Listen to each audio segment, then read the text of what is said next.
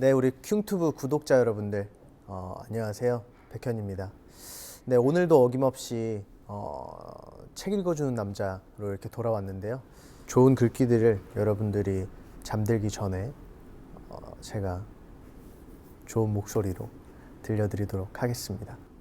뭐 별탈 없이 오늘도 행복한 날이었기를 바라면서 제가 오늘 책을 읽어드릴게요. 책 제목은요, 나는 나로 살기로 했다.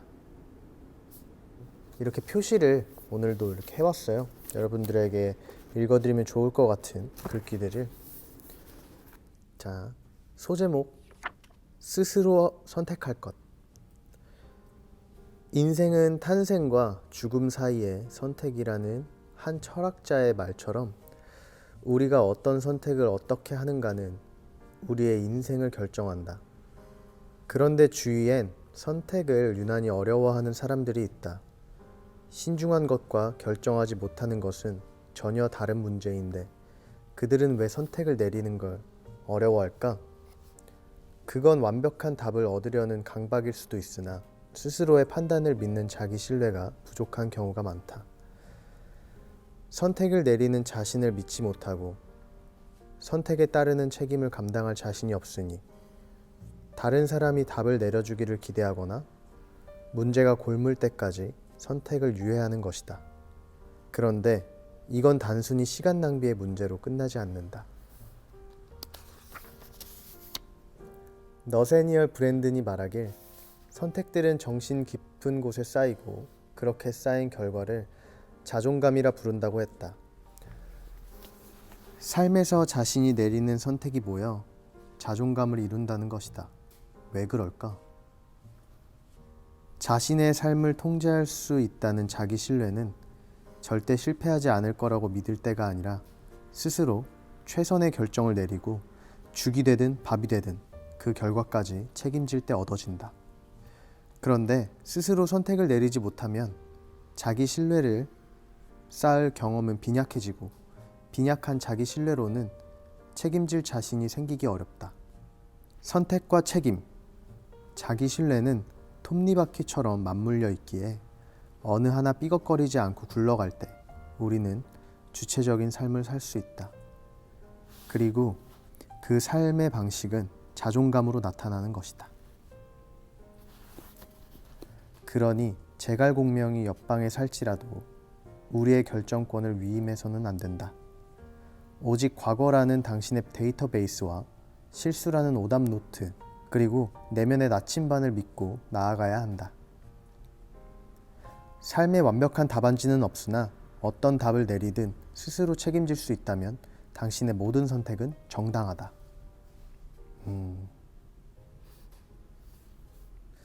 스스로 책임질 수 있는 행동을 하라고 하잖아요. 언제나.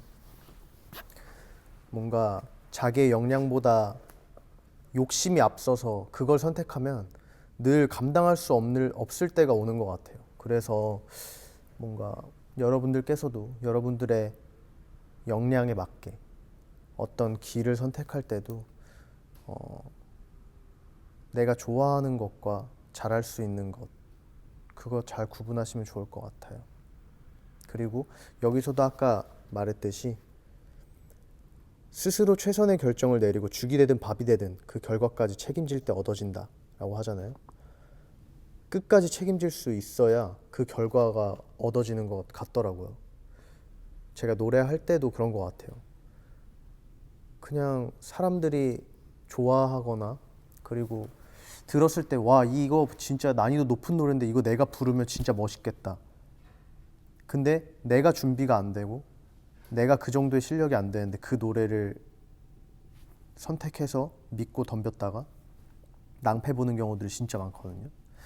그래서 일단 여기에서 나오는 말에 제일 중요한 건 자기 자신의 내면의 강함을 좀 더 키우라는 말인 것 같아요. 네. 그리고 두 번째, 힘이 들 땐 힘이 든다고 말할 것. 아, 이거 진짜 중요하죠. 나는 힘들다는 말을 잘 하지 않는 타입이다. 남에게 힘들다고 말하지 않을 뿐더러 스스로도 힘들다고 잘 생각하지 않는다. 말하고 나면 더 힘들 것 같아서 늘 괜찮다고 했다. 그런데 이렇게 힘이 들어도 힘들지 않은 척 감정을 묶어두면 자신에 대한 감각은 무뎌진다. 그 무뎌진 감각은 다른 감정들도 무디게 만들고 스스로가 한계점에 부딪히는 것도 모른 채 착취되는 자신을 방치하게 된다. 맞아요. 제가 예전에는 신인 때는 힘들어도 힘들다는 말을 안 했어요. 아무리 막 잠 한 두세 시간 자고 일하고 또 두세 시간 자고 일하고 막 그런 생활을 반복해도 힘들다는 말을 못 했던 것 같아요. 그냥 당연히 우리가 이 정도는 해야 성공할 수 있는 거니까. 근데 이제 연차가 조금씩 쌓이고 제가 이제 힘들다라는 말을 되게 입에 달고 살거든요. 그게 왜 그러냐면 제가 신인 때 힘들다는 말을 너무 안 하고 멤버들 너무 안 하니까 이게 내가 하는 일이 싫어질 것 같다는 생각이 드는 거예요. 힘들다라는 말을 안 하니까. 차라리 누군가에게 힘들다라고 하고 그거에 대한 괜찮아라는 위로를 받으면 조금 더 저는 그래 이렇게 괜찮아라고 말을 듣는 것만으로도 힘이 되는 상황인데 나는 아직 이 일을 더 할 수 있고 내가 힘들어도 계속 이 일을 하는 거 보니 내 이 일을 참 좋아하는구나 라고 깨달을 수가 있거든요. 그래서 여러분들도 늘 뭔가 힘들 땐 힘들다고 그때그때 얘기하고 뭐만 하면 힘들다라고 하면 안 되겠지만 네, 진짜 힘들 땐 주변 지인이나 믿을 수 있는 사람에게 힘들다라고 하는 건 정말 큰 도움이 되는 것 같아요. 계속해서 읽을게요. 그렇기에 누가 알아주지 않더라도 상황은 변함없더라도 힘이 들면 힘들다고 투정 부려야 하고 못 버티겠으면 잠깐은 멈춰 설 줄 알아야 한다. 언제나 괜찮다며 마음을 다잡을 수 없고 늘 강한 사람일 수도 없다. 그러니 인생에 설치해야 할 액티브 X가 너무 많을 때, 책임감에 익사할 것 같을 때, 집에 돌아온 순간 눈물이 날 때 나도 이제는 힘들다고 말하라. 누구도 당신을 대신 지켜줄 수 없고 견디기 버거운 희생은 자기 학대일 뿐이다. 조금은 이기적이어도 괜찮고 조금은 무책임해도 된다. 책임감을 논하며 질식할 때까지 스스로를 방치하는 것만큼 자기 자신에게 무책임한 일은 없다. 맞아요. 자기 자신이 남들에게 나의 감정을 얘기하지 않고 늘 그냥 이 타인을 위해서 살아가게 되는 게 되게 익숙해지게 되는데 자기 자신을 먼저 생각하고 자기 자신을 더 사랑하고 그렇게 된다면 내 마음이 더 넓어져서 뭔가 다른 사람에게 더 사랑을 나눠줄 수 있는 것 같더라고요. 그래서 여러분들도 남들이 봤을 땐 너무 눈살 찌푸리지 않을 정도만 적당히 이기적인 것도 여러분들에게 참 도움이 될 것 같습니다. 자, 다음.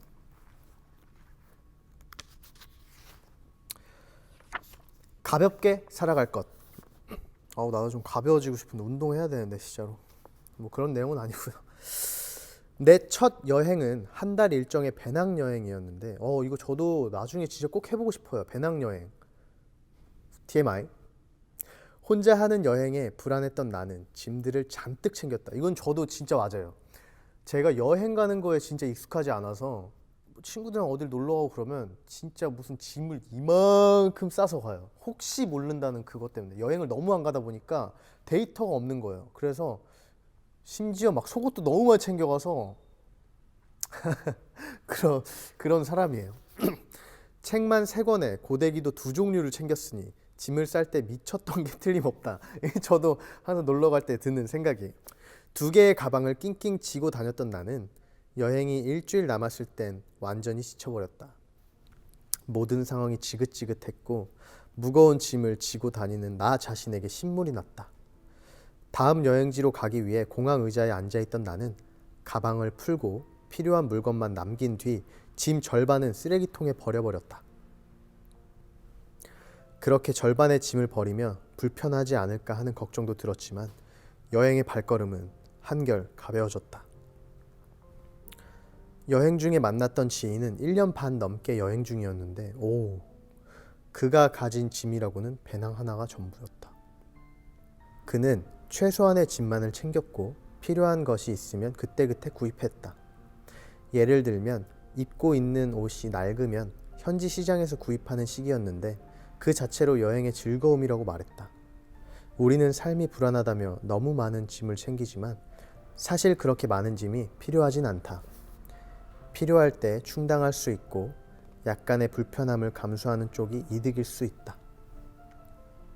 삶이란 오랜 여정이다. 최대한 가볍게 살아가야 지치지 않는다. 그러니 삶을 조금 더 가볍게 하고 싶다면 불안한 마음에 버리지 못했던 것들을 다시 한번 마주하고 그것들을 덜어내는 용기를 갖자. 여행 내내 한 번도 꺼내지 않았던 짐과 아직 일어나지도 않은 일에 대한 걱정과 삶을 무겁게 만드는 불필요한 욕구와 잘못한 것 없는 부끄러움과 지치게만 하는 과잉된 관계, 이 모든 것에 대한 최후 통첩, 그 포기가 우리를 자유롭게 할 것이다. 자유롭게 살고 싶거든 없어도 살 수 있는 것을 멀리하라. 톨스토이. 오.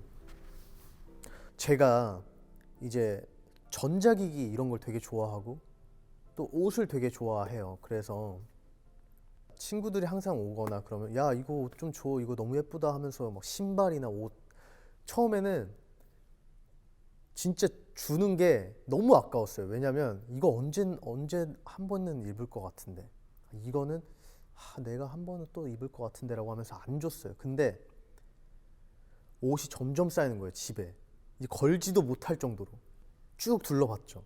근데 1년에 한 번도 안 입는 옷들이 너무 많더라고요. 그러면서 내가 참 쪼잔한 사람이구나 라는 생각이 들었어요. 그래서 친구들을 다 불렀죠. 그래서 너네가 내가 주는 옷, 뭔가 내가 골라서 안 입는 것 같은 옷을 주는 건 뭔가 좀 아닌 것 같아서 너네가 마음에 드는 옷을 다 골라라 했더니 진짜로 다 고르는 거예요. 너무 깜짝 놀랐잖아요. 사실 저는 뭐 처음 주는 건데도 불구하고 너무 다 골라서 그때도 살짝 고민했어요. 이건 안 되라고 할까? 라고 하다가 생각하다가 그래, 이왕 주는 거 다 주자 해서 다 줬어요. 진짜 많이, 막 진짜 박스가 엄청 많이 나왔어요. 친구들이 너무 좋아하죠. 친구들이 좋아하는 모습을 보니까 그게 너무 아깝지가 않더라고요.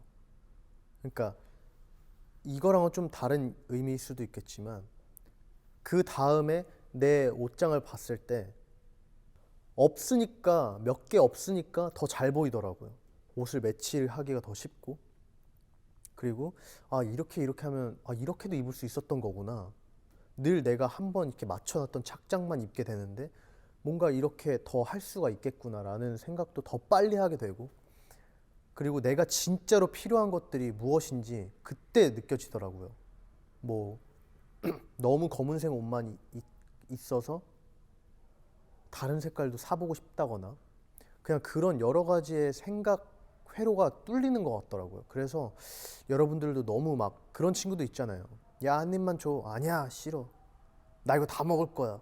근데 그 다 먹으면은 배 터지는데, 다 먹으면 그리고 또 그게 다 살로 가는데, 그냥 친구 한 입 주고 맛있지? 맛있으면 공유하는 것도 되게 좋은 추억이고, 또 그런 거를 나눠 가지는 게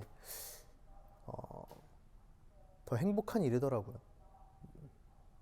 내 욕심을 조금 버리고 이 사람이 행복해하는 모습을 보고 내가 보람을 느끼는 거죠. 자, 다음, 미움받지 않기 위해 좋은 사람이 되지는 말 것. 정말 이거 아주 기가 막힌 것들만 담겨 있네요. 어렸을 때 뒤에서는 욕하면서 앞에서는 웃는 사람들을 가식적이라 여겼던 나는 뒤에서도 욕하고 앞에서도 욕했다.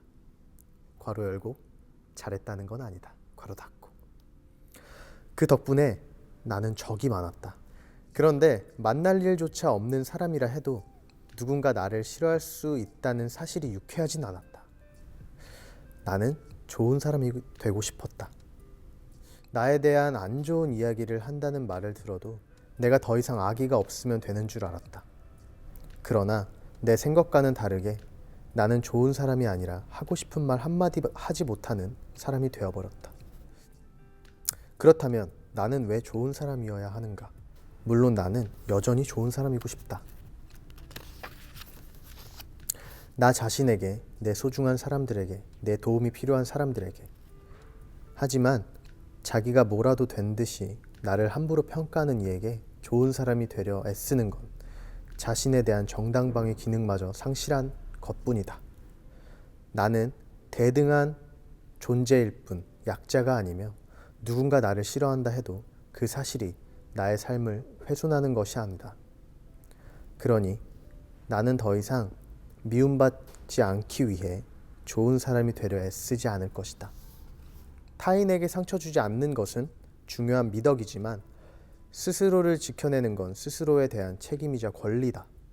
이게 나를 한 번도 보지 않은 사람들이 그냥 욕할 때가 많잖아요. 사실 이게 연예인이라는 직업 특성상 이 말에 더 공감할 수 있는 것 같고, 그러니까 악플이라고 하는 건 아무것도 모르는, 이 사람에 대해서 아무것도 파악하지 못하고 이 사람을 좋아해서 고쳤으면 하는 것들을 말하는 게 악플이 아니라 그냥 아무 이유 없이 무차별적으로 공격하는 게 전 악플이라고 생각하고, 그리고 나에 대한 조언, 뭐 노래가 이번엔 어떻니, 뭐 춤은 어떻니 라고 했을 때의 조언 같은 별로다라고 했을 때는 그 점을 고치는 거에 있어서 뭔가 더 도움이 되는 일이기도 하니까 그건 악플이라고 생각하지 않아요. 근데 정말 무차별적인 공격, 뭐 얼굴이 어떻니 저쩌니, 저는 그 사람들에게는 제가 잘 보이려고 내 얼굴, 난 못생겼어 라고 생각할 필요는 없는 것 같아요.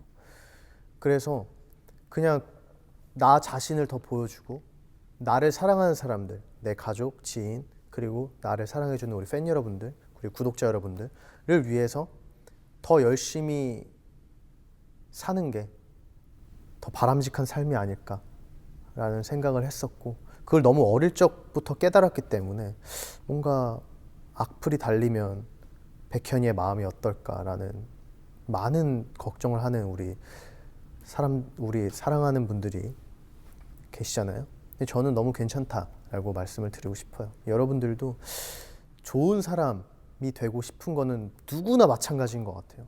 근데 그 와중에 자기 자신을 잃어버리면 안 돼요.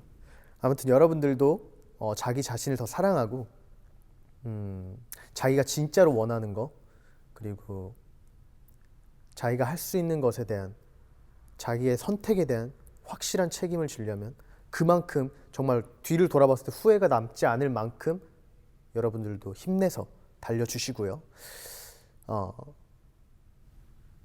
그리고 저는 배낭여행보다는 그냥 여행을 갈 거고요. 아무튼 여러분들 오늘도 너무 하루 고생하셨고요. 저는 지금쯤이면 뭘 하고 있을까요? 여러분들의 상상에 맡기도록 하겠습니다. 우리 여러분들 검은 꿈 꾸시고요. 꿈 꾸지 말고 정말 푹 주무시라는 말이고요. 검은 꿈 꾸시고요. 내일 아침에 일어났을 때는 조금 더 맑고 행복한 하루가 되셨으면 좋겠습니다. 지금까지 백현이었습니다.